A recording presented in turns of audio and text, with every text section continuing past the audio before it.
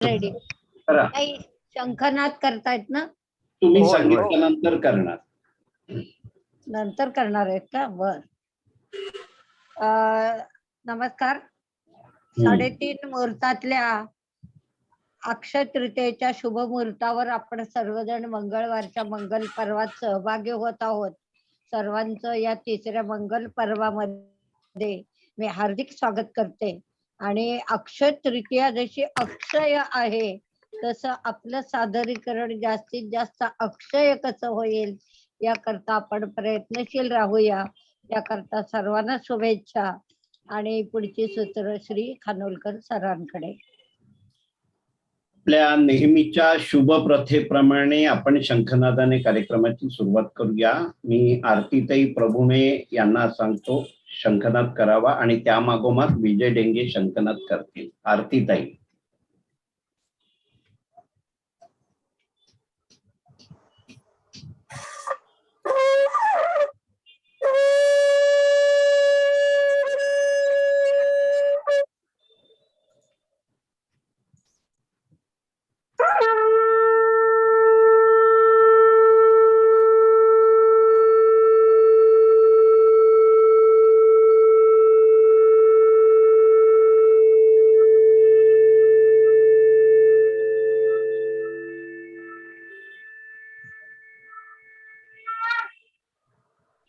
धन्यवाद.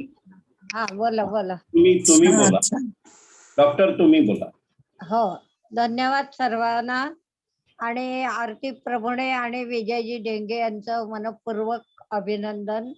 सुंदर मंगल वातावरणाची साक्ष आपल्या मनाला पटली आहे. मनात छान वातावरण, भावना निर्माण झाल्यात. त्यांचं आता सादरीकरण आपण एका पाठोपाठ करूया. सर सूत्र संचालन सुरुवातीचं करतील. नमस्कार सगळ्यांना. आजच्या सादरीकरणच्या कार्यक्रमामध्ये परत एकदा सगळ्यांचं स्वागत आहे.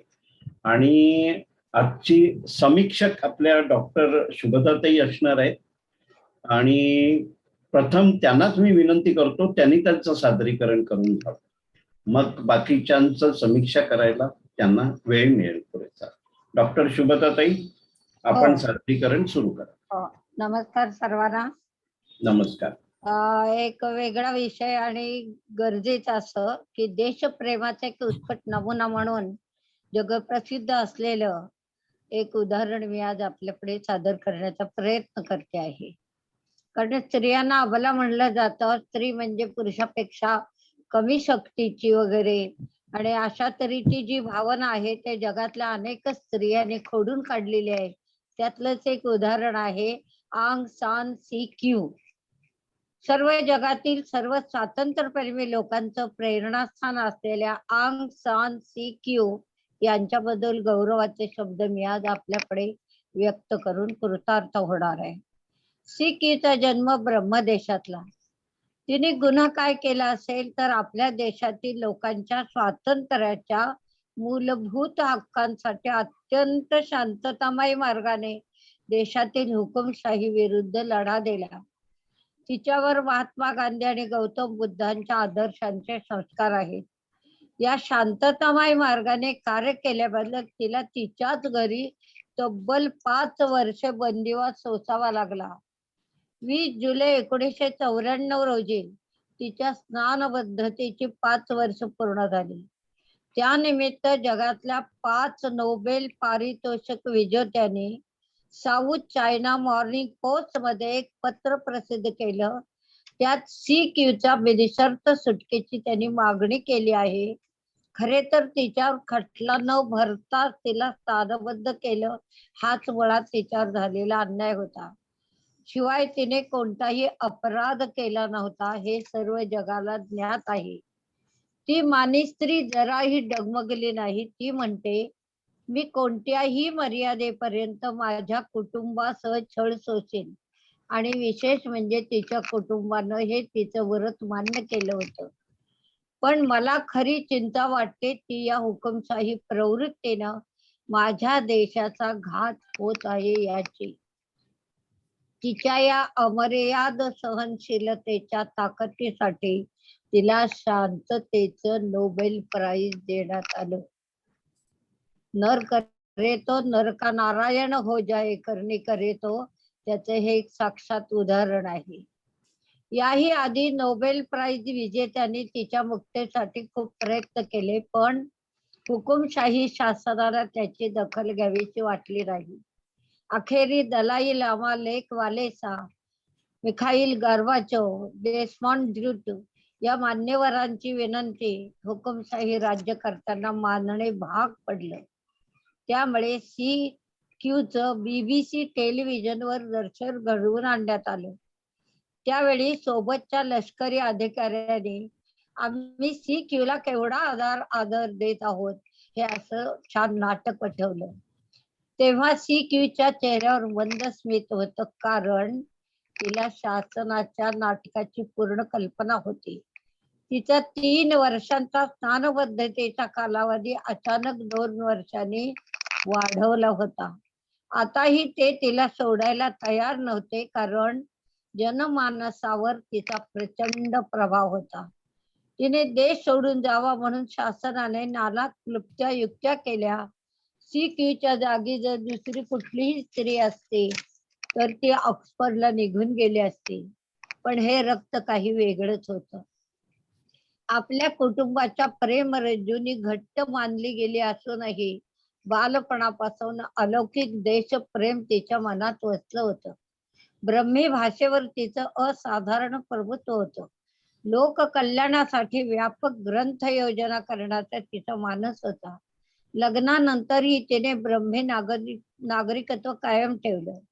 संसाराच्या सर्व जबाबदाऱ्या ती जी ओतून पार पाडत होती, ती एका स्वातंत्र्याकांक्षी नेत्याची शूरपुत्री होती, ज्याला फसवून मारण्यात आलं होतं. या गोष्टीमुळे तर तिने ब्रह्मदेशाचं भलं करण्याचा चंगच बांधला. 1988 मध्ये जनरल विनच्या लष्करी सत्तेने हिंसाचाराचं थैमान मांडलं होतं. म्यानमार मधल्या हजारोंची निगृढ हत्या करण्यात येत होती. अशा स्थितीत लोकांच्या असंतोषाला खतपाणी घालून तिने 80% मोठं संघटन केलं आणि आपल्या पक्षाला 80% जागा मिळवून दिल्या. संबंध देशाचा दौरा केला. तिच्या पक्षाला आताच मी सांगितलं 80% बहुमत मिळालं. हुतात्मा दिनी तिला स्नानबद्ध केलं. तिचा आवाज दडपण्याचा कसोशीने प्रयत्न झाला. शेवटी जगाच्या राजकारण्यांना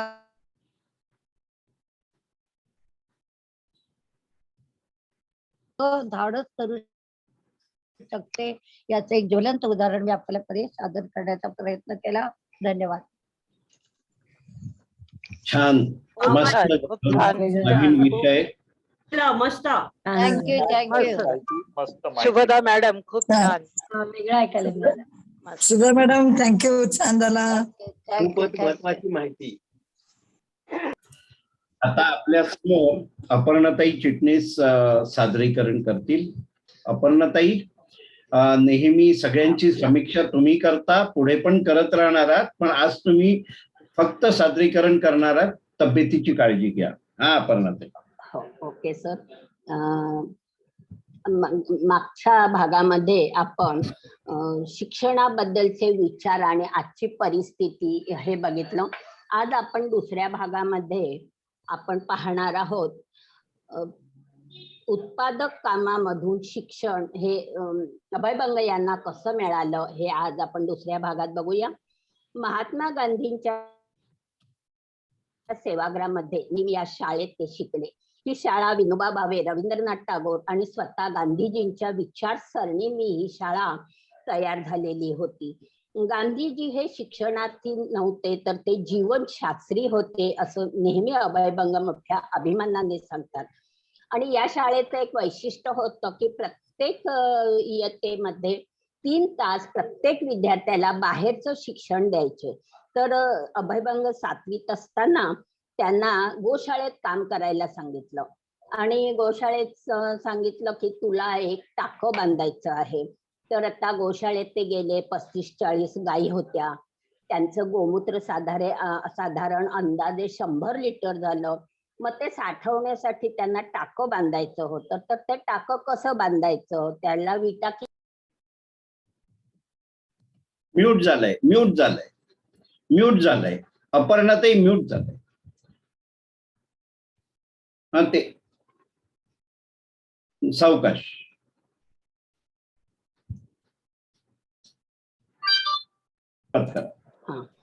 विटा किती लागतील, त्या कशा ओळखायचा, त्यांचा भाव कसा काढायचा हे त्यांना काहीही माहिती नव्हते. ते सरांकडे गेले. सर म्हणाले की एखाद्या माहितीगाराला गाठ.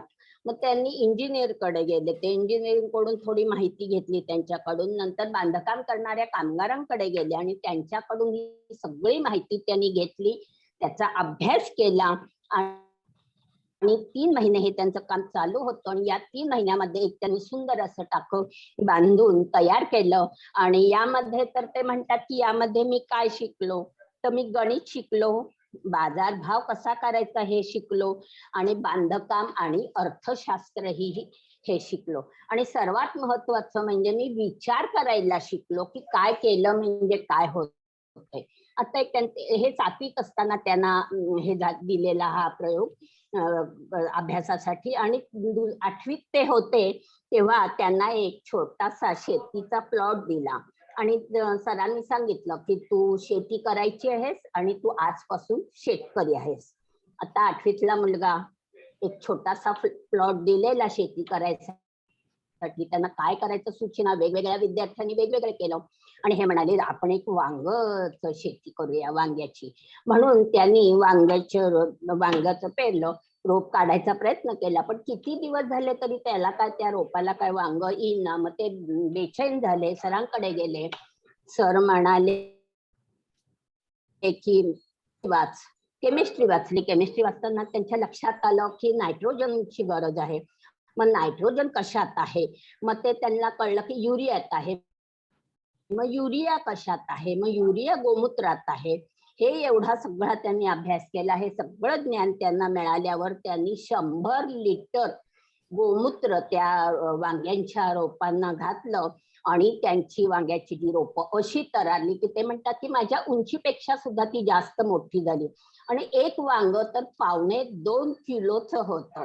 ते घाबरले, म्हणाले. एक तर पहिला त्यांना खूप आनंद झाला होता, पण म्हणाले एवढं वांग आता मी घेऊन करू काय. सर म्हणाले जा बाजारात जाऊन विक.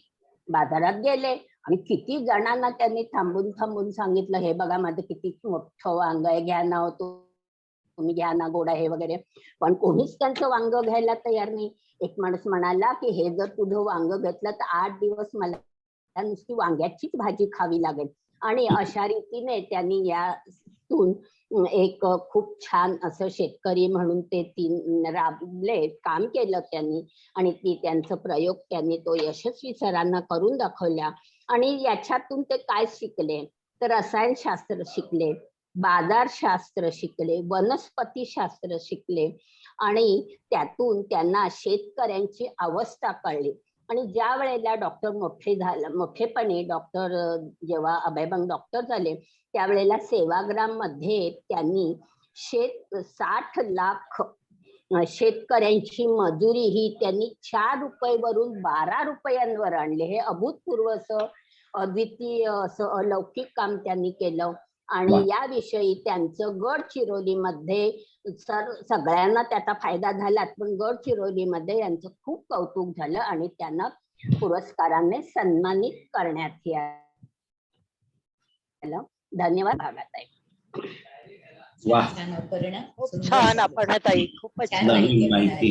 छान माहिती. विषय आणि चांगली माहिती. महत्वाचं म्हणजे गोमूत्राचा उपयोग छान विषय, छान. गोमूत्राचा उपयोग सरांमुळे प्रेरणा मिळाली मला अभ्यास करायची. आता आपल्या समोर सुनंदाताई जोशी सादरीकरण करतायत. हा सुनंदाताई. आज मी एक कविता सांगणार आहे. अरे वा. ध्यान. कवितेचं नाव आहे ध्यान. खळाळत्या पाण्यामध्ये मिसळून देऊ मन, अवखळ वेड्या वायू संगे नाच नाचते मन. खळाळत्या पाण्यामध्ये मिसळून देऊ मन, अवखळ वेड्या वायू संगे नाचते मन. गंगोत्रीच्या पाण्यामध्ये थुई थुई उडते मन, हिमालयाच्या पाषाणावर थडथड आपटे मन. नखशिकांत न्हाऊन अंतर गुहेत शिरते मन. सचैल होऊन प्रसन्नतेने ध्यानामध्ये मन. आत्मानंदे उधाण देऊन येऊन गुंगून जाते मन. मानस सरोवरी हंस होऊनी मोती टिपते मन. श्वासा वाटे चैतन्याला देही खेळवी मन. श्वासा वाटे चैतन्याला देही खेळवी मन. कुंभकद्वारे तिलक ठोकुनी भगवत ध्यान करीते मन. समर चालले जीवात्म्याचे कुरुक्षेत्र जीवन मन. जीव ब्रह्म समोर ठाकले एकमेका निरखी मन. क्षणही वाटे युगायुगाचा परके वाटे जग. स्थितप्रज्ञही मी पाही त्याला वाटतसे अंतर. ध्यानाची किमया न्यारी. ध्यानाची किमया न्यारी चराचरातून आनंद. दुधात साखर केशर मेवा क्षीरसागर पसरलेला. आरूढ होऊन लाटांवरती मी राजहंस बसलेला. हरिओम. वा वा वा. खूप दिवसांनी मस्त कविता. तुमच्याकडून कविता ऐकली खूप दिवसांनी आम्ही. आपल्या समोर आता भारतीताई खानोलकर सादरीकरण करतील. हा भारतीताई. नमस्कार सर्वांना. नमस्कार. श्रीकृष्ण लीलेमधला पुढचा भाग बोलते. मागच्या वेळेला आपण पाहिलं की कंसाचे दूत नंदाला येऊन सांगतात की बलराम आणि कृष्णाला मथुरेत पाठवावे, नाहीतर समस्त गोकुळ. आणि यामुळे सारे चिंताक्रांत होतात. तेवढ्यात वनातून दोघे गायीला घेऊन येतात आणि हा निरोप त्यांच्या कानावर जाताच कृष्ण हसायला लागतो आणि त्या कंसाच्या दूतांना सांगतो की लवकरच तुझ्या माताला भेटायला येतोय मथुरेमध्ये, असा निरोप दे. आणि ते निघून गेल्यावर या सर्वांना, घरातल्या आजूबाजूच्या लोकांना धीर देऊन भोजन करून झोपायला लावतात कृष्ण बलराम. आणि कृष्ण म्हणतो बलरामाला, अरे पडल्या आकाशाला आपण धीर देऊ. हा कंस तर काय माशी आहे. त्याचा संहार करायला आपल्याला काहीच वेळ लागणार नाही, काही काळजी करू नको. यानंतर श्रावणातली अमावास्या येते, पिठोरी अमावास्या असते. सर्व माता आपल्या पुत्रांचे पूजन करतात आणि वाण देऊन त्यांचे पूजन करतात. तर तसं ही रोहिणी बलरामची आणि यशोदा कृष्णाची पूजा करून दान देतात. आणि इथे कंसाच्या बंदिवासात खिचपत पडलेली देवकी त्या दिवशी कृष्णाच्या खूप आठवणीने खूप दुःखी असते. ती वसुदेवाला म्हणते, आपल्याला 7 मुलगे होऊन सर्व बाळे माझ्या दुष्ट भावाने माझ्यापासून दूर नेले आणि 8वा पुत्र विष्णूचा अवतार ही मला कुठे आहे, कसा आहे, काही कळायला मार्ग नाहीये. आणि ती रडू लागते. आणि शेवटी ती कृष्णाची आठवणीने आराधना करते, हे कृष्णा, तू माझा पुत्र, तू तिथे गोकुळात तर मी इथे बंदिवासात, तुला कशी भेटू? आणि तुला एकदा डोळे भरून पाहण्याची इच्छा आहे. तुला आज वाण द्यावे अशी मनापासून मी वाट बघतीये. तुला माझे दुःख कसे समजावे? तू सर्वज्ञ आहेस, धावत ये ना माझ्यासाठी, अशी आर्त हाक ती कृष्णाला देते. आणि खरोखर कृष्ण तिकडे खेळत असतो त्याच्यात, त्याला ती हाक कानावर पडते आणि गोकुळात खेळता खेळता त्याचा कंठ भरून येतो आणि तो ठरवतो की आपण मातेला दर्शन द्यायचे आणि क्षणात योगमायेने तो बंदी शाळेत जातो आणि देवकीच्या पाठीमागे जाऊन उभा राहतो. देवकीच्या मुखातून शब्द येतात, हे कृष्णा, जेथे असशील बाळा तिथे तुला हे माझं वाण मिळो. आणि ती वाण हातात घेऊन म्हणते, कुणी आहे का तिथे, आहे का, असं तिचे शब्द बाहेर पडतात, शब्द घुमतात, माते मी सर्वत्र आहे. आणि देवकी मागे पाहते तर मागे तिचा बाळकृष्ण उभा दिसतो. तिला अतिशय आनंदाने अश्रू आवरेनासे होतात आणि ती आनंदाश्रूने तिला पान्हा फुकतो आणि ती त्याला मांडीवर घेऊन स्तनपान करायला लागते. अशा वेळात वासुदेव येतो. देवकी कुणाला स्तनपान करतेस? देवकी म्हणते, आपल्या बाळाला, कृष्णाला.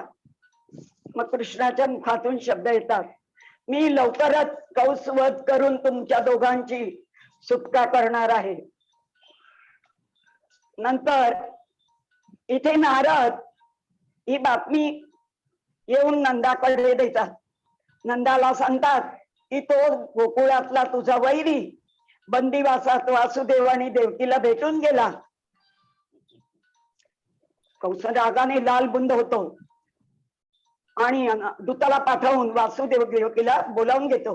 वासुदेव देवकी घाबरत घाबरत येतात आणि रक्षकांना ते सांगतात की यांचा शिरच्छेद करण्यात यावा. ही आज्ञा देतात. वासुदेव देवकी तर अगदी गयावया करून घाबरून गेलेले असतात आणि गोकुळात खेळत असतो कृष्ण. त्याला तो धावा ऐकू येतो. ते कृष्णाचा धावा करायला लागतात आणि तो त्याला ऐकू येतो आणि तो ताबडतोब आपल्या मुखातून सुदर्शन चक्र काढतो आणि तो देवकी वसुदेव भोवती ते चक्र फिरत राहत. इथे मथुरेमध्ये देवकी वसुदेव त्या भोवती कृष्णा कंसाच्या ह्याच्यात ते फिरत राहत आणि त्या दोघांचं रक्षण केलं जातं. असे 100 फेरे झाल्यावर ते चक्र बाजूच्या सर्व यांचं रक्षकांचं शिरच्छेद केलं जातात आणि कंस तर घाबरूनच जातो आणि देवकी वासुदेवाला लगेच बंदिवासातून सोडून देतो आणि यापुढे पुन्हा कधी न त्यांना असा शिक्षा करण्याचा निर्णय घेतो आणि दोघांच्या वाट्याला परत न जाण्याचा निर्णय घेऊन तो अशा प्रकारे आपल्या माता पित्यांचं संकट दूर करतो. कृष्णम वंदे जगद्गुरु, कृष्णम वंदे जगद्गुरु. वा, भारतीताई छान खूप छान, खूप छान, छान छान. छान भारतीताई. छान छान झालं, मस्त. धन्यवाद. भारतीताई मस्त. आपल्या समोर आता विकास पाटील सादरीकरण करणार आहे. विकास पाटील करा.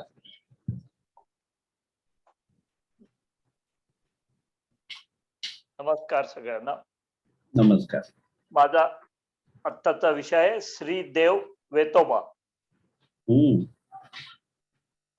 आमचा सिंधुदुर्ग जिल्हा हा विविध वैशिष्ट्यांनी भरलेला आहे. इथे गूढ गोष्टींचा खजिनाच सापडेल. सिंधुदुर्ग जिल्ह्यातील वेंगुर्ला तालुक्यातील अरवलीचा देव वेतोबा हे देवस्थान तसेच एक आहे. 30 एप्रिल आणि 1 मे इथे वर्धापन दिन सोहळा झाला आत्ता परवा. त्या निमित्ताने ही माहिती देत आहे. वेतोबा, बा हा शब्द आदरार्थी वापरला जातो. गुजरातमध्ये आईला बा म्हणण्याची पद्धत आहे. जपानमध्ये सुद्धा बा हा शब्द आदरार्थी वापरला जातो. जगात देव आहे पण दाखवा म्हणून कधी देव दाखवू शकत नाही. पण श्री वेतोबा देवस्थानाला भेट दिल्यावर मात्र देव असल्याची आपण प्रत्यक्ष अनुभूती घेतो. वेतोबाला पादत्राणांचा नवस बोलतात. तसाच केळीच्या घडांचा नवस बोलला जातो. केळीच्या घडांची म्हणून वेतोबाची जत्रा ओळखली जाते. त्यामुळे कुठल्याही हंगामात मंदिराचा परिसर केळीच्या घडांनी फुललेला असतो. याशिवाय साखर, पेढे, लाडू, धोतरजोडी, उपरणी असेही नवस बोलले जातात. हे मंदिर 1660 साली बांधले असून या देवळाचा मंडप 1900 साली बांधला गेला आहे. असे हे सुंदर मंदिर वेंगुर्ला शिरोडा मार्गावर वसलेले आहे. या मंदिराचे वैशिष्ट्य म्हणजे हम रस्त्यावरून वेतोबाच्या भव्य मूर्तीचे दर्शन घडते. पूर्वी वेतोबाची मूर्ती फणसाच्या लाकडाची होती. दर 100 वर्षांनी मूर्तीची प्रतिष्ठापना केली जात असे. आता 1996 मध्ये वेतोबाची पंचधातूपासून बनवलेली विशाल मूर्ती बसवलेली आहे. आपल्या भक्तांच्या रक्षणासाठी आपल्या चतुष्सीमेत श्री वेतोबा अदृश्य रूपाने फिरतो असा भक्तांचा विश्वास आहे. या विश्वासाची प्रचिती म्हणजे देवाला अर्पण केलेल्या चांबड्याच्या पादुका. काही दिवसानंतर तळवे झिजल्याचे स्पष्ट दिसते. वेतोबाच्या भल्या मोठ्या साधारण 12 ते 15 इंच एवढ्या मोठ्या पादुकांचे सर्वांनाच आश्चर्य वाटते. फार वर्षापूर्वीच्या पादुका काचेच्या पेटीत ठेवलेल्या पाहायला मिळतात. पादत्राणे पण म्यूट झालाय विकास. पण आपला वेगळाच इतिहास सांगतात. ही पादत्राणे याच गावातील परिवार पिढ्यानपिढ्या करीत आहेत. वेतोबाच्या पादत्राणांसाठी शुचिरभूत होऊन पवित्र मनाने बैठक मांडली जाते आणि 1.5 ते 2 दिवसात पादत्राणे तयार होतात. ही पादत्राणे मंदिराच्या पायरीवर पोहोचवली जातात. तिथून गाऱ्हाणे घालून नवस बोलणाऱ्याकडून ती विशिष्ट जागेवर ठेवली जातात.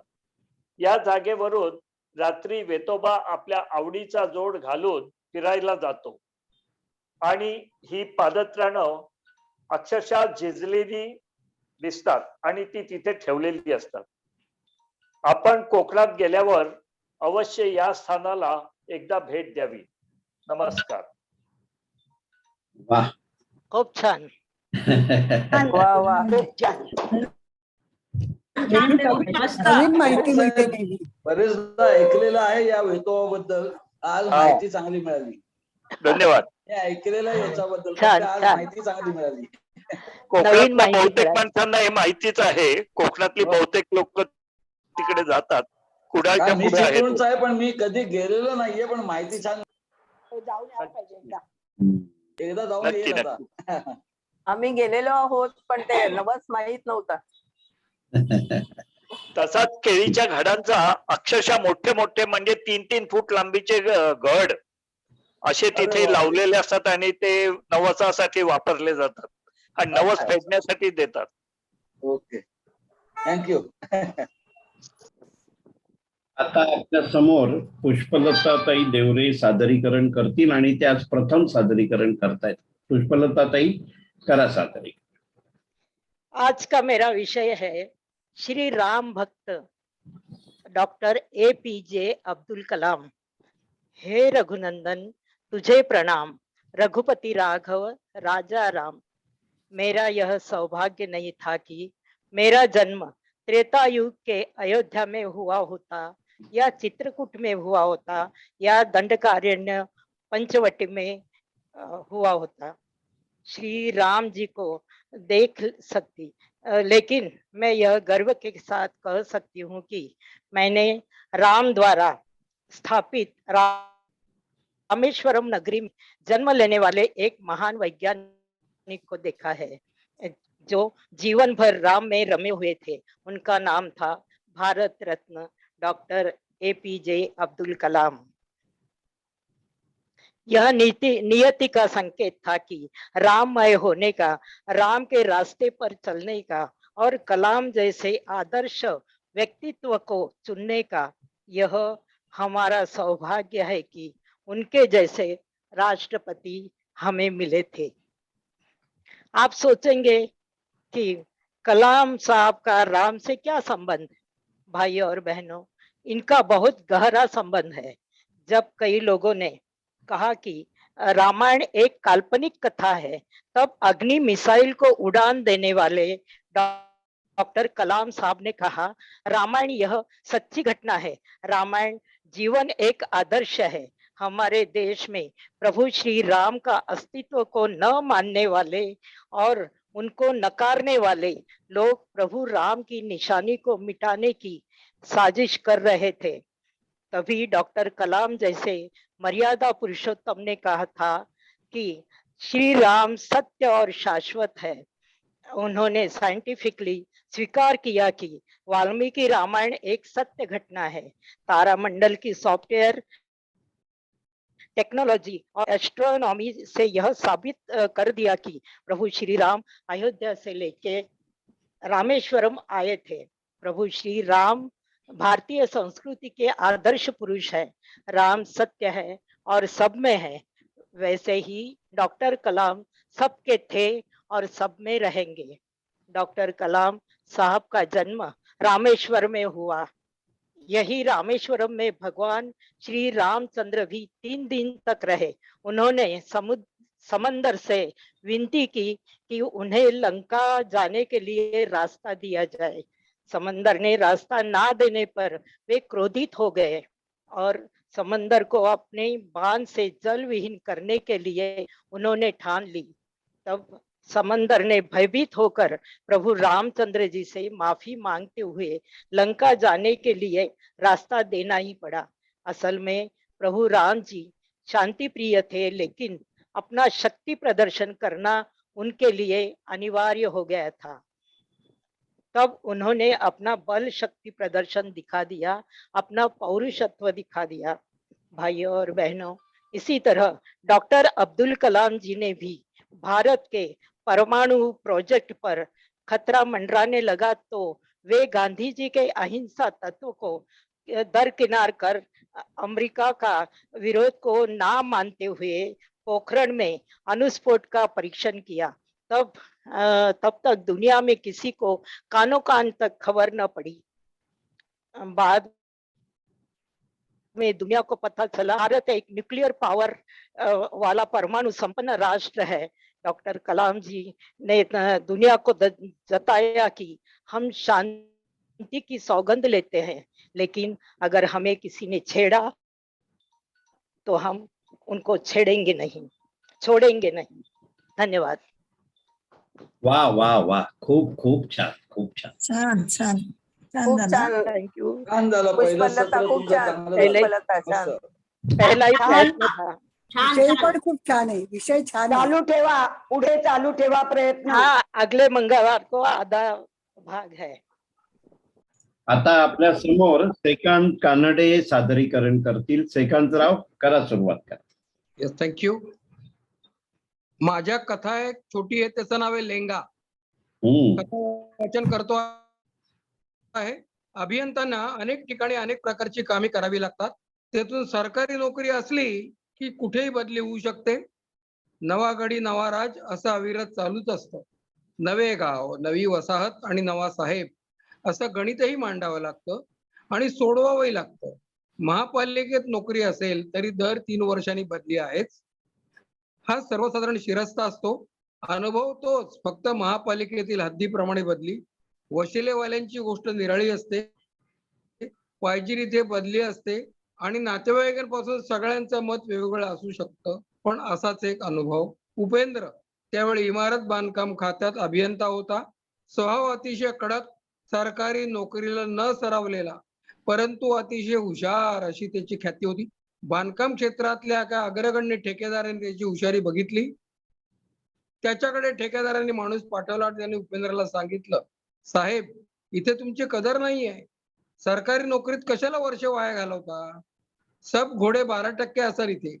त्यापेक्षा आमच्या कंपनीत या, आमच्या कंपनीचा मोठं होईल, पगार चांगला मिळेल, तुमची कदर होईल. नाहीतरी तुमची सरकारी नोकरी, त्याचा तुम्हाला काय उपयोग? तुम्ही काय पैसे खात नाही, काही नाही. उपेंद्र फक्त हसला, म्हणाला बरोबर आहे तुमचं म्हणणं, बघतो, विचार करतो आणि सांगतो. त्यांनी विचार पक्का केला आणि निरोप पाठविला की मी जॉईन होतोय, इकडे राजीनामा देतो, तो मंजूर होईपर्यंत थांबा. तिकडचा निरोप आला, ओके सर. घरी गेल्यावर बायकोला आणि वडिलांना त्यांनी विचार सांगितला तर घरी हलकल्लोळ. अहो, सरकारी नोकरी सोडून कशाला संकट ओढवून घेता? नुकतंच त्याचं लग्न झालेलं, सरकारी खात्यात अभियंता म्हणून मुलगी दिलेली, हे तर भलतंच. वडीलही नाराज झाले, पण याचा विचार पक्का होता. त्याच्यावरच्या साहेबाला तो भेटला, साहेब मी रिझाईन करतोय. अरे काहीतरी विचार कर, कारण साहेबाला एकतरी असा चांगला माणूस हवाच असतो. सर माझा विचार पक्का आहे. राजीनामा मंजूर होताच त्याला आनंद झाला. कंपनीत उलट टप्प्याला त्यांनी निरोप पाठवला, मी 1 तारखेला जॉईन होतोय. कंपनीत आनंद झाला. अप टू डेट कपडे घालून उपेंद्र कंपनीत गेला. May I come in sir? Yes my boy, please come in. हळूहळू उपेंद्रचा कंपनीत जम बसलेला. त्याच्या कंपनीच्या डायरेक्टरने 29 मजली इमारतीचं काम करण्याला त्याला सांगितलं. सगळ्यांशी अगदी खेळीमेळीने उपेंद्र वागत असे. कामगारांचे आणि त्याचे संबंध खूपच चांगले होते. हळूहळू इमारत उभी राहिली. 3 वर्षाचा कालावधी लोटला. मुकादम शिवप्पा एकदम सिन्सिअर, पण पगार पुरत नव्हता. घरची जबाबदारी मोह, पण काय करणार? उपेंद्र त्याला नेहमीच मदत करीत असे. सालाबाद प्रमाणे उपेंद्रला दिवाळीला घेऊन शिवप्पाला बोनस मिळाल्यावर एका कापडाच्या दुकानात नेलं आणि म्हणाला, शिवप्पा आज मी खुश आहे, तुला माझ्यातर्फे लेंगा शिवायचा आहे. चांगल्यातलं चांगलं कापड त्याने घेतलं आणि प्युअर कॉटन आणि तिथेच लेंगा शिवायला टाकला. अर्थात कोल्हापूर स्टाईल, बॉटम भरपूर, अख्खा लेंगा वर करू शकू इतका, थोडासा आखूड. 4 दिवस दिवाळीची सुट्टी होती, साईटवर काम पण बंद होतं. 5व्या दिवशी दिवाळी संपवून सर्व कामगार कामावर हजर झाले. शिवप्पा आज नवीन लेंगा घालून आला होता. तो उपेंद्राच्या पाया पडला आणि कामावर रुजू झाला. आज रंगकाम करावयाचे होते. परांची बांधून तयार होती. कामगार व्हाईट वॉश देण्यात मग्न होते. भिंतीच्या एका बाजूला सर्व रंगाच्या शेड्स मारून झाल्या होत्या. शिवप्पा 4ही भिंतींना राऊंड मारून टेरेसवर गेला. सर्व कामे सुरळीत आहे. उपेंद्र एक राऊंड मारून साईट ऑफिस मध्ये येऊन बसला आणि बार चार्ट बघत होता की आपण किती पुढे आहोत याचा अंदाज घेताना त्याची छाती पुढे आली. एवढ्यात गजब झाला. सर्व कामगार एका ठिकाणी जमा झाले. शिवप्पा 29 मजल्याच्या टेरेस वरून पडत होता. त्याच्या जीवाच्या आकांताने ओरड्यामुळे सर्व कामगार एका ठिकाणी जमा झाले. दैव बलवत्तर, त्याचा तो नवीन लेंगा दुसऱ्या मजल्यावरील परांचीला अडकला आणि शिवप्पा जीवावरच वाचला. सर्वांनी शिवप्पाला अडक पाहिला. शिवप्पा सावकाश खाली आला. काळ आला होता पण वेळ आली नव्हती. लेंग्याची किमया, उपेंद्रने घट्ट आणि प्युअर कॉटन कापड दिल्याची किमया, की शिवप्पाची देवभक्ती, याचं कोडं सुटत नव्हतं. त्यातून ऐपत नसताना सुद्धा घरी थोडक्यात केलेल्या शिवप्पाच्या घरी घातलेल्या सत्यनारायण पूजेला उपेंद्र मात्र जातीने हजर होता. नमस्कार. वा वा वा, छान छान. खूप छान, मस्त कथा. वा, सुंदर एकदम. खूप छान, आवडली आवडली. खूप छान. छान झालं, वेगळेपणा आला होता. आता आपल्या समोर प्रज्ञाताई जोशी सादरीकरण करतायत. हा प्रज्ञाताई. सर्वांना माझा नमस्कार. रम्य ते वार्धक्य असा माझा विषय आहे. व्यथा असो वा आनंद असू दे, प्रकाश किंवा तिमिर असू दे, वाट दिसो अथवा ना दिसू दे, गात पुढे मज जाणे जाणे माझे जीवन गाणे. हे गाणे झाले माणसाच्या वास्तव जीवनाचे आशादायी चित्र.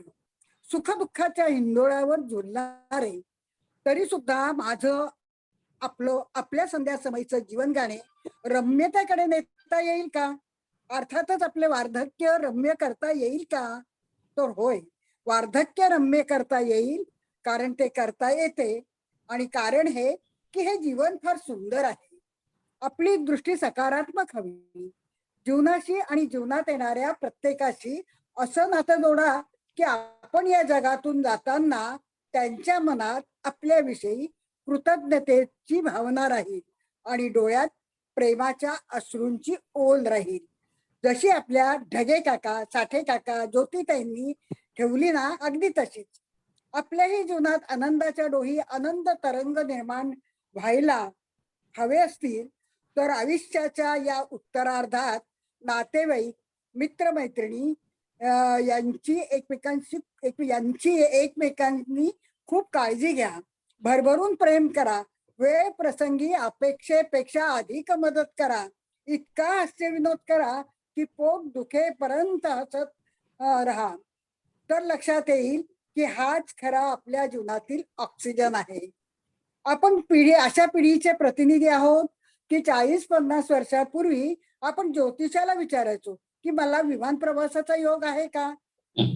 आणि तर विशिष्ट मानसिकतेतून निर्माण झालेली आपली ही पिढी आहे, फार विचारी आहे. प्रत्येक गोष्टीचा, घटनेचा सखोल विचार केल्याशिवाय या आपण पुढे जात नाही. याच विचारांच्या जोखडात स्वतःला तयार केलेल्या ह्या पिंजऱ्यात आपण अडकून पडलो आहोत. आता यातून आपण बाहेर पडूया आणि स्वतःसाठी जगूया. आपल्या जवळ असलेल्या पुंजीतून आपल्या स्वतःसाठी भौतिक साधने, सुखसुविधा यांचा उपभोग घेऊया. आता आपली पुढची पिढी आपल्यावर अवलंबून नाही, म्हणून तर प्रत्येक गोष्टीतून, घटनेतून आनंद घेऊया. जे आजपर्यंत केले नाही ते करूया. छान छान फॅशनेबल कपडे वापरूया. स्मार्टफोन पासून नाटक, सिनेमा, सर्व गोष्टीत आनंदाचे एक एक क्षण आपण वेचूया आणि आपलं वार्धक्य अधिक रम्य, अधिक आनंदी बनवूया. खरं तर आपलं वय हा निव्वळ आकडा आहे आणि शरीर आणि मनाला अनुभवाची ऊर्जा देणारा तो एक घटक आहे. सामाजिक बांधिलकीचं भान तो देतो आपल्याला. विधायक विचारांना कृतीची जोडही देतो. भले 1 से 2 या न्यायाने त्या ऊर्जेचं सम्मिलीकरण होते, तेव्हाच समाज कार्यालाही परिमाण प्राप्त होते आणि आपल्या लक्षातही येत नाही की आपण पुढे पुढे चालत असलो तरी थकत नाही आणि थकवा येणारही नाही. कवी अल्फ्रेड टेनिसन आपल्या काव्यपंक्तीत म्हणतो, अर्थात ह्या अनुवादित अशा काव्यपंक्ती आहेत, आयुष्याच्या संधी प्रकाशात एक तारा उगवला आहे, दाराशी देवदूत उभे आहेत, कुणीही अश्रू ढाळायचे नाहीत, कारण माझ्या आयुष्याची नाव अंताच्या सुंदर प्रवासाला निघाली आहे. या सुंदर ओळीत जीवनाचं महान तत्व सांगितलं आहे. आपलेही जीवन अशा कमलपत्राप्रमाणे ठेवल्यास हा अंतिम प्रवासाचा टप्पा रमणीय, निरामय होईल. एकदा मनुष्य आणि देव यांच्यात संवाद झाला. मनुष्याने देवाला विचारलं, तुला या मनुष्याविषयी जास्त आश्चर्य का वाटते? देव उत्तरला, मनुष्य पैसे मिळवण्यासाठी आरोग्य गमावतो आणि नंतर आरोग्य मिळवण्यासाठी तो सर्व पैसा खर्च करतो. तो भविष्याच्या काळजीत वर्तमान गमावतो, त्यामुळे तो वर्तमानात जगत नाही. तो असा जगतो की कधी मरणारच नाही आणि मग असा जगतो की कधी जगलाच नाही. तर असं व्हायला नको असेल तर एक कानमंत्र घेऊया. सर्वांना पटतोय का बघा. आता आपण स्वतःला वृद्ध नाही तर ज्येष्ठ म्हणतो, तर ऐका. ज्येष्ठांनी भूत भविष्य विसरून आनंदित जगायचं, त्यासाठी वर्तमानातच जीवन जगूया. संसारातून होऊ निवृत्त आणि नूतन मार्गी होऊया प्रवृत्त. सकारात्मक करून विचार, सात्विक वृत्ती तसेच ठेवूया आचार. उजळूया जुने पुराणे छंद, मुक्त हस्ते उधळूया आनंद. उदंड करूया साहित्य वाचन, करून देश परदेश भ्रमण. उदरभरणावर ठेवू बंधन, आरोग्यावर विचार मंथन. नका देऊ अनाहत सल्ला, जोपासूया उपजत कला. अध्यात्माचे करून चिंतन, समाज सेवेला वेचू तन मन. खरंच सांगते तुम्हाला, वृद्धांनी अगदी आनंदी जगायचंय. हा मंत्र निवृत्तीच्या वयात जपला तर आपलं स्वतःचं स्वच्छंद असं विश्व आपल्याला निर्माण करता येईल. त्यात रम्यत्वाकडे जाणारे वृद्धत्वाचा विश्वकर्मा आपण स्वतःच असू आणि आपलं हे जे दिलासा केंद्र आहे ते सुद्धा आपल्याला ह्याच रम्य अशा वृद्धत्वाकडे नेण्याचा कसोशीने प्रयत्न करतो आहे. म्हणूनच आपण सर्वच या ठिकाणी हसतमुखाने आपलं जीवन जगतोय. धन्यवाद. वा वा, छान कानमत्र दिलेलं आहे तुम्ही. वा छान छान. नेहमी ऐकावा. छान मस्त. मस्त. अभ्यास करून लिहिलाय. हो, खूप मोठा लेख आहे, पण मी अगदी थोडासा भाग आत घेतला. आता आपल्या समोर अनामिकाताई चव्हाण सादरीकरण करतील. हा अनामिकाताई.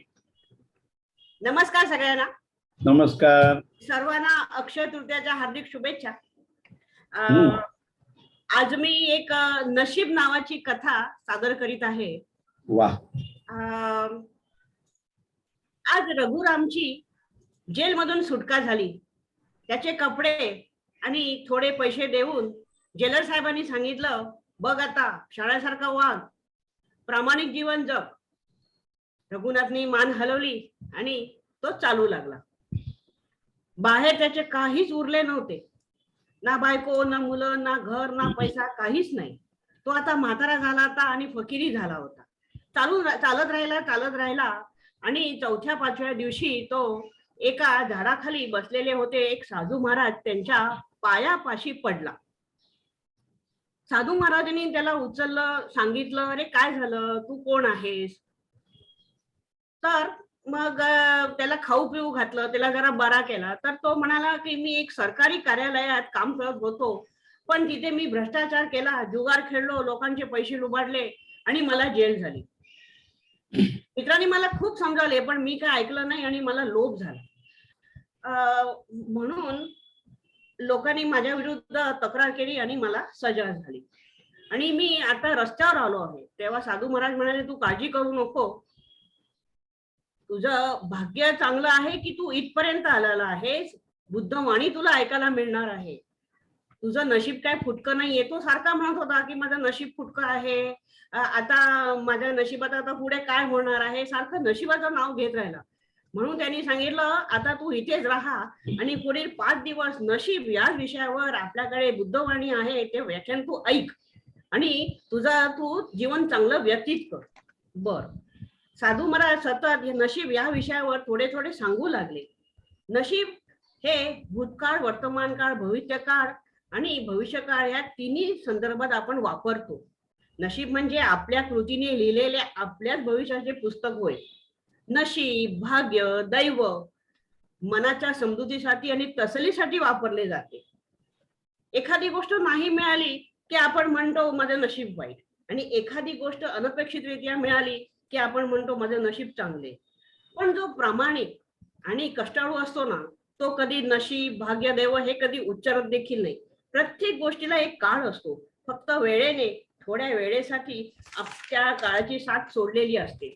आजूबाजूला पाहिलं तर अनुभव व सत्य सापडते, पण स्वतःमध्ये पाहिलं तर आत्मविश्वास सापडतो. आता बघा ना, आपण नेहमी नशीब या शब्द सारखा उच्चारतो. कसं, माझं नशीब चांगले होते म्हणून मी वाचलो, छे माझं नशीबच फुटकं, मला तिकीट मिळाली नाही, जाऊ दे माझ्या नशिबात इंजिनियर होण्याचं नव्हतं, माझ्या नशिबात पैसाच नाही, वा तुला किती छान नोकरी मिळाली, तू किती नशीबवान आहेस, असं आपण वारंवार म्हणतो.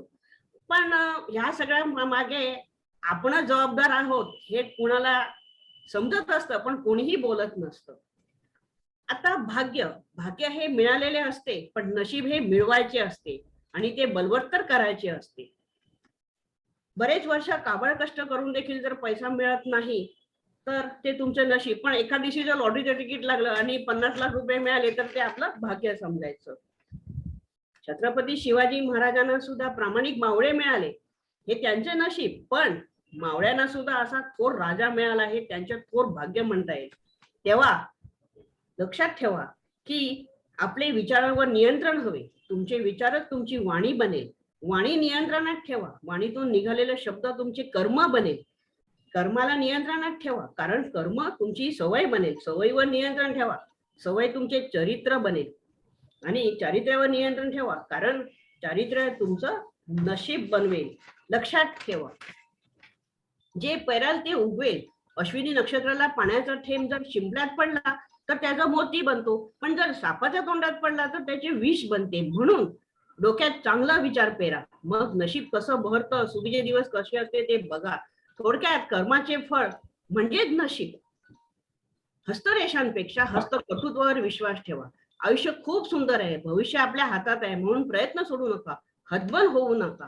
प्रयत्न करणे म्हणजे यशाकडे वाटचाल करणे होय. नशिबाला दोष देत वेळ घालवू नका.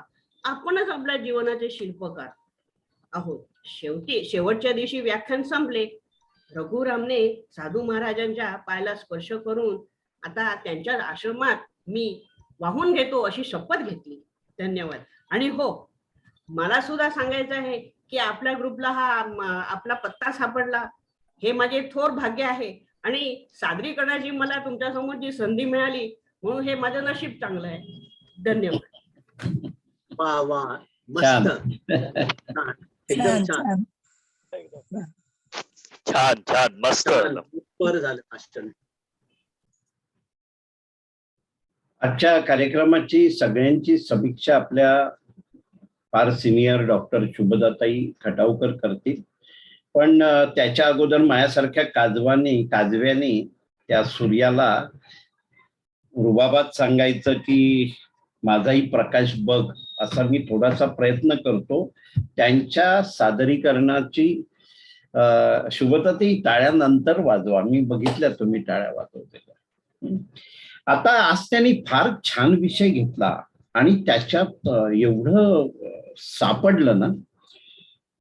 त्या म्हणाल्या की अबला स्त्री हा एक चुकीचा समज आहे. खरं पूर्व काळात जर बघितलं, मला वर्षांचा दाखला नाही देता येणार, पण लक्ष्मीची ताकद म्हणजे पैशाची ताकद लक्ष्मीकडे, शिक्षणाची सरस्वतीकडे, आणि दुर्गा आहे, अंबा आहे, सगळ्या शक्ती ह्या स्त्रीमध्ये होत्या. स्त्री कधीच अबला नव्हती. पण मधल्या काळामध्ये पुरुष प्रधान पद्धतीने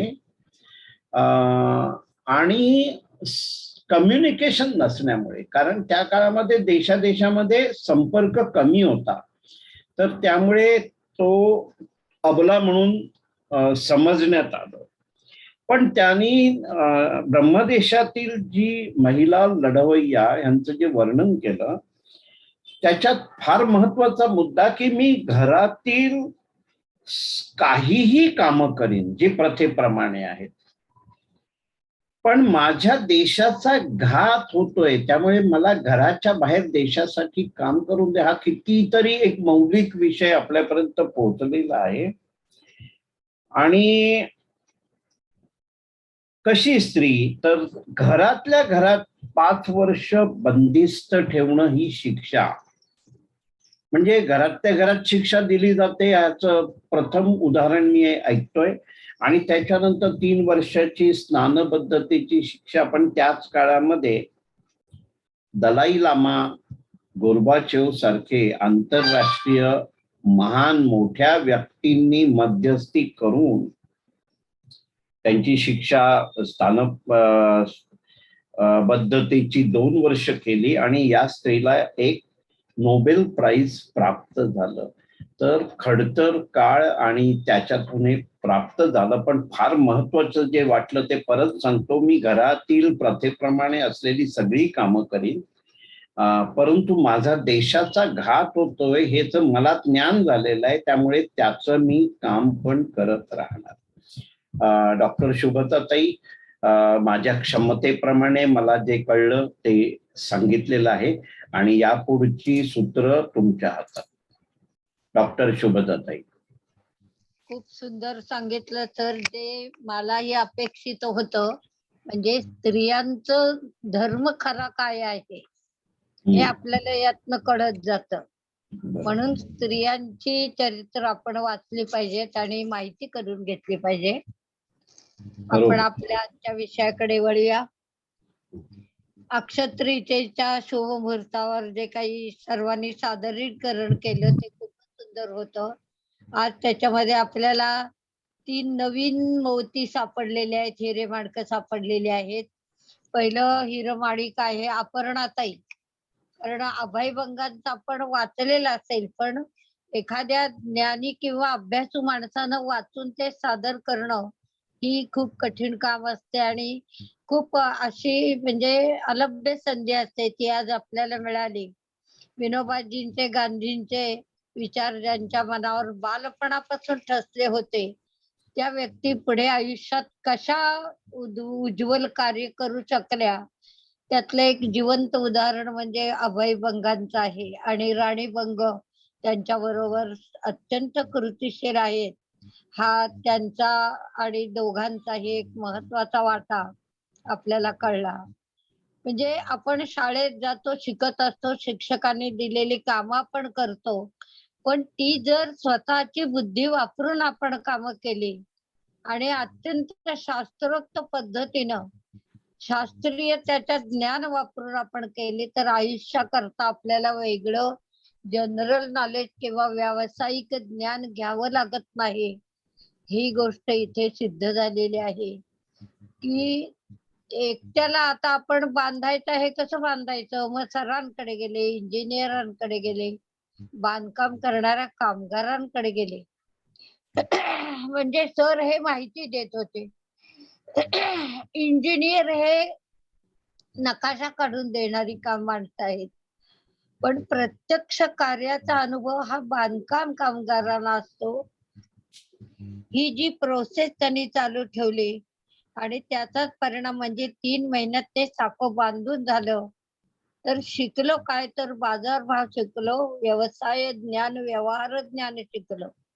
हे महत्वाचं आहे की आपण काम केल्यानंतर आपल्याला ह्याच्यात कोणत्या प्रकारचं ज्ञान प्राप्त झालेलं आहे याचा फॉलोअप वर्क करणं ही गोष्ट अत्यंत महत्वाची आहे.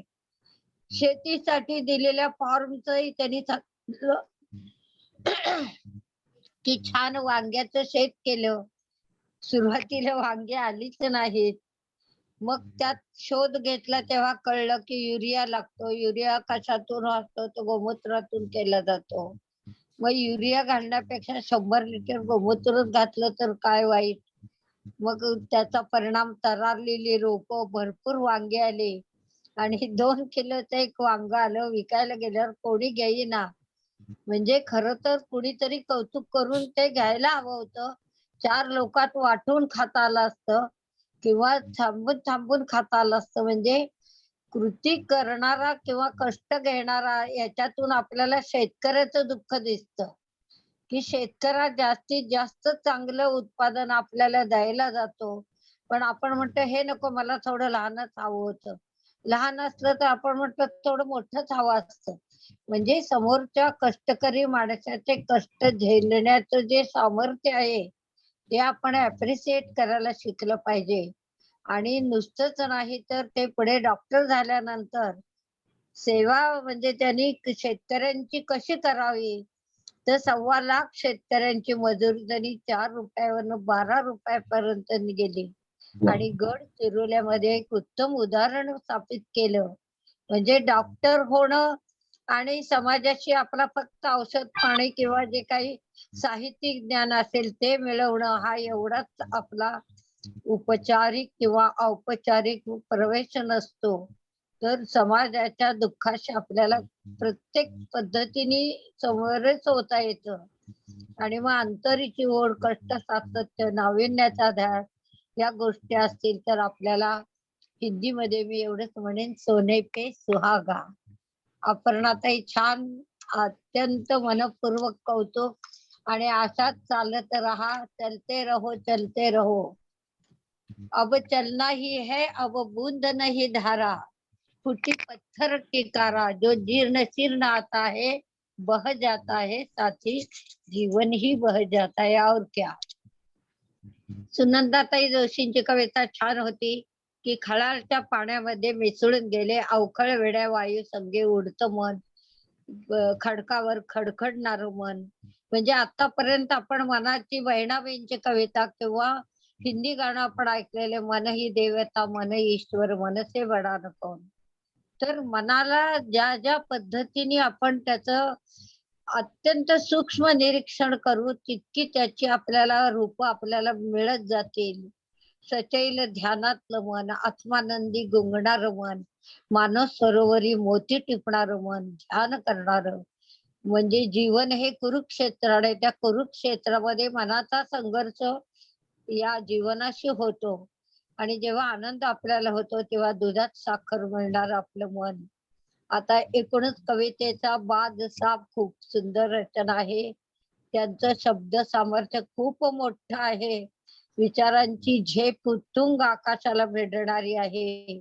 आणि मनाच्या अंतर्गे अवगाहन केलं तर मनाची खरी अवस्था कळू शकते. म्हणजेच मन ही देवता, मन ही ईश्वर, मनसे बडा न कौन. किंवा बहिणाबाईंनी सांगितलेलं आता होतो भुईवर, गेलं गेलं आकाशात.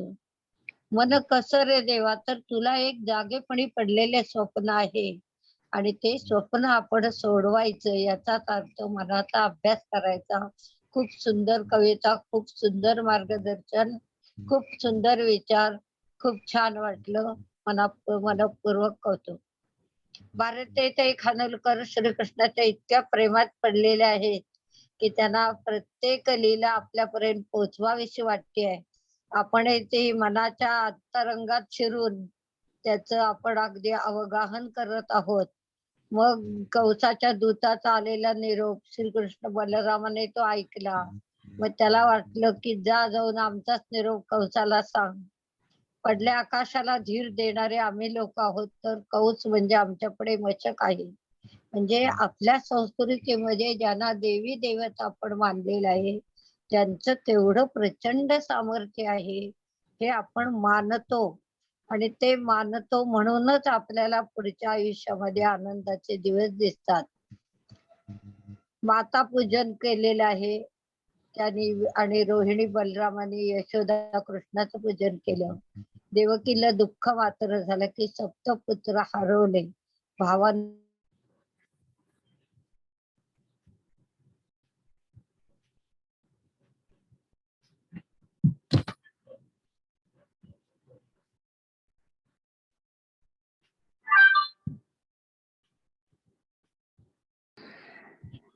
आपण येऊया विकास पाटील यांच्याकडे. कारण मगाशी मी सांगितली की त्यांना एक क्षमता आहे व्यवस्थित पुरेसं लिखाण करायचं, ते कमी जास्त करायचं आणि सादरीकरण करायचं. आज त्यांनी आपल्याला वेतोबा, कोकणातल्या वेंगुर्ल्याच्या जवळ असलेल्या आरवली गावातलं वेतोबाचं जे मंदिर आहे, मेन रोडवरच आहे, त्याची माहिती सांगितली.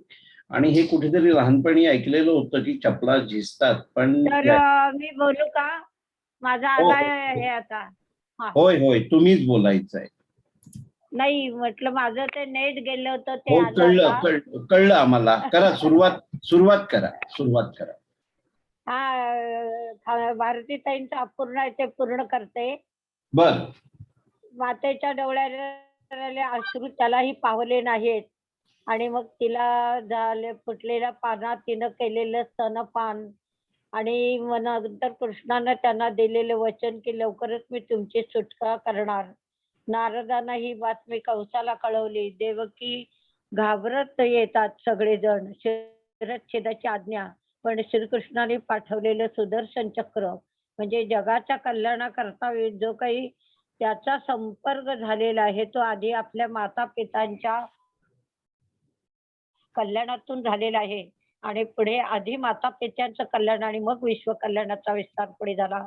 अतिशय सुंदर श्रीकृष्णाचं चरित्र आपल्याला ऐकायला मिळतंय. आपले श्रुती धन्य होत आहेत. याबद्दल भारतीताईंनाही मनपूर्वक धन्यवाद, त्यांचं कौतुक. विकास पाटलांनी वेतोबाचं सिंधुदुर्ग जिल्ह्यातलं सांगितलं, त्यांच्या वैशिष्ट्यांचं सांगितलं. सुकाळ आरवलीचा देव वेतोबा, वर्धापन दिन. आणि मग बा शब्दाचा अर्थ त्याने सांगितला. गुजरातीमध्ये आईला बा म्हणतात. जपानमध्ये सुद्धा बा आदरार्थी आहे. आणि वेतोबा हा देव ही अनुभूती येते की केळीचे घड पादत राहणे हा वेगळा नवसाचा जो काही भाग आहे तो आपल्याला सांगितला. केळीचे घड, साखर, पेढे, लाडू, उपरणी इत्यादी 1607 साली बांधलं गेलं. म्यूट झालंय.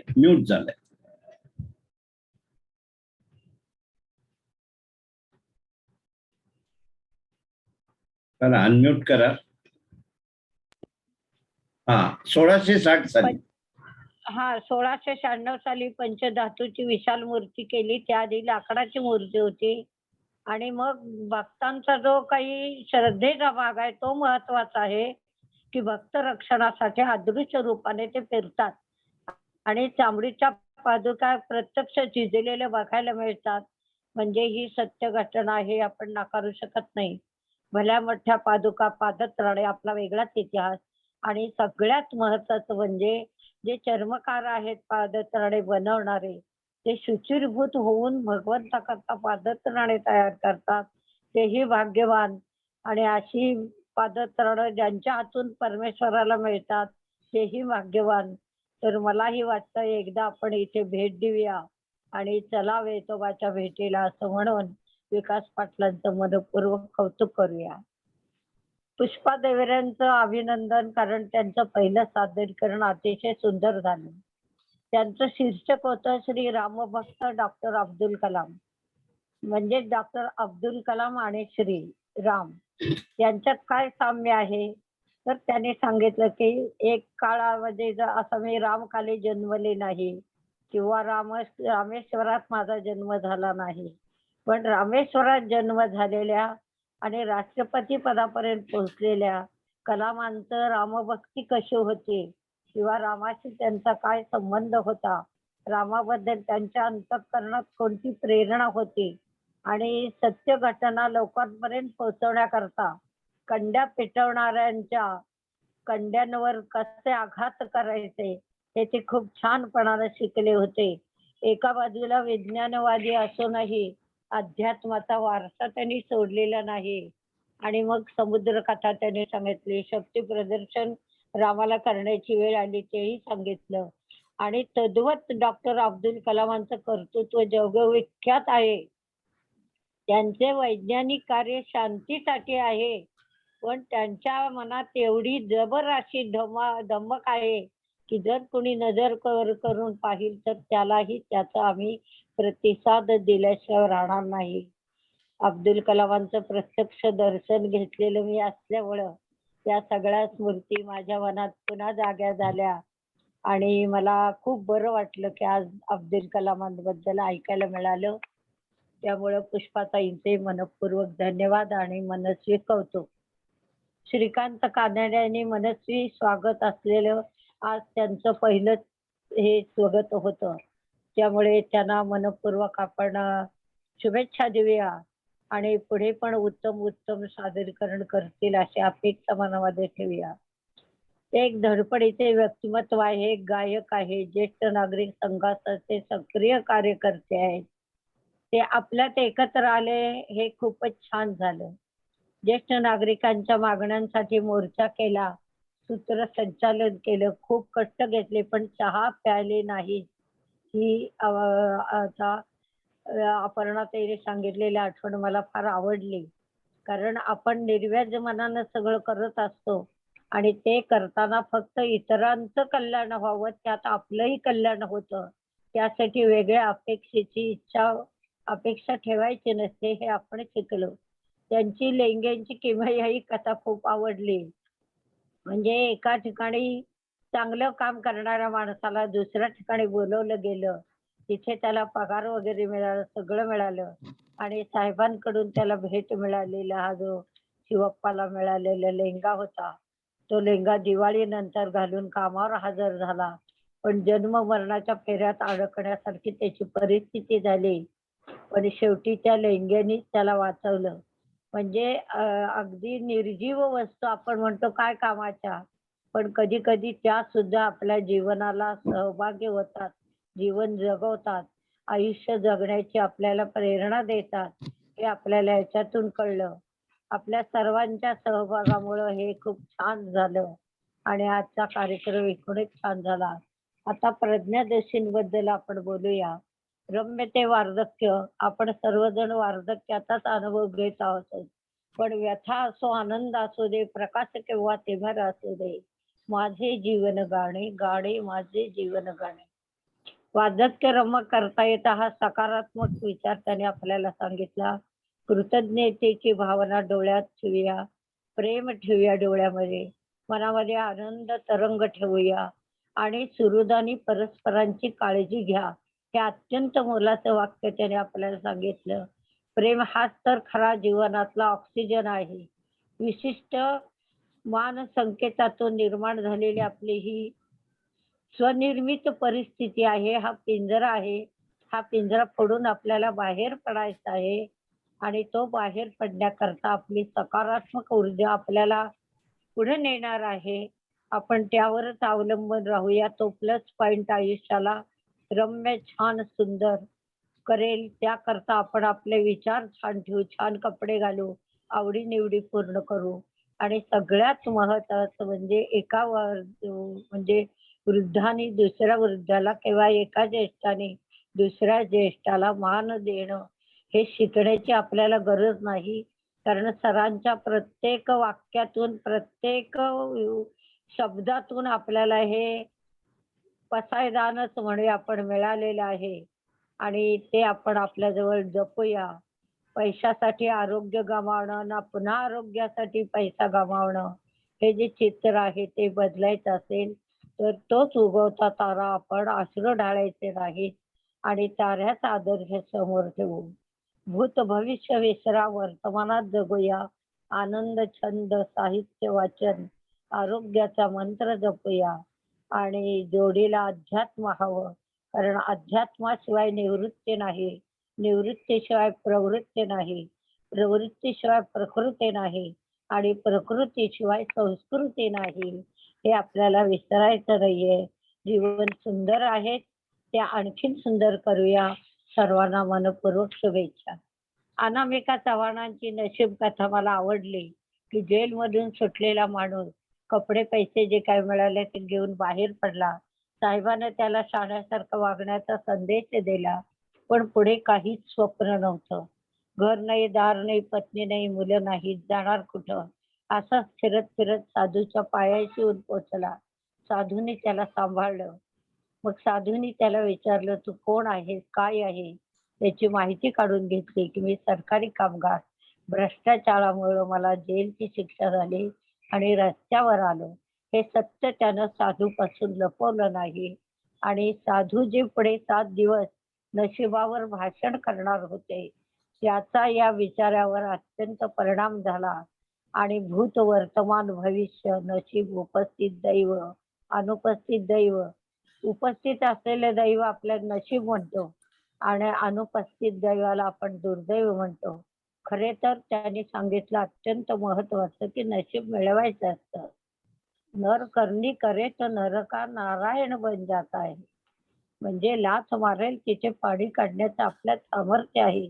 पण आपण जर कुठल्या तरी भ्रष्टाचाराच्या वेगळ्या मार्गाला गेलो तर रघुराम सारखी आपली अवस्था होईल. आपण जाणार नाही कारण आपले संस्कार अत्यंत सबल आहेत की कोणाचं लोखंड घेतलं तर आपलं सोनं जाईल असे आपल्या आई वडिलांनी आपल्याला संस्कार केलेले आहेत. त्यामुळे कोणाला देता आलं तर देण्याचा आपला विचार आहे. चांगलं तेवढं घ्यावं आणि घेता घेता एक दिवस देणाऱ्याचे हात घ्यावे. विरंगुळ्याची संधी खूप आहे. संधीचं शोध करण्याची ही संधी आहे.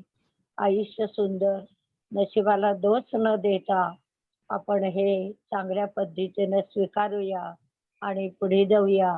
सर्वांचं अतिशय कौतुक. आजचं सगळ्यांचं मेमोरेबल, अविस्मरणीय, सुंदर सुंदर झालं. नवीन 3 आपल्याला ह्याच्यामध्ये कलाकार सामील झाले. आपली संख्या नक्कीच वाढणार आहे आणि चांगल्याचा, सत्याचा विजय होत असतो तसा आपला विजय होणार. विरंगुळा आपल्याला त्यासाठी आणखीन सबल करणार आहे. सरांचंही मनपूर्वक धन्यवाद मानून मी सर्वांची मनपूर्वक रजा घेते. जय श्रीराम.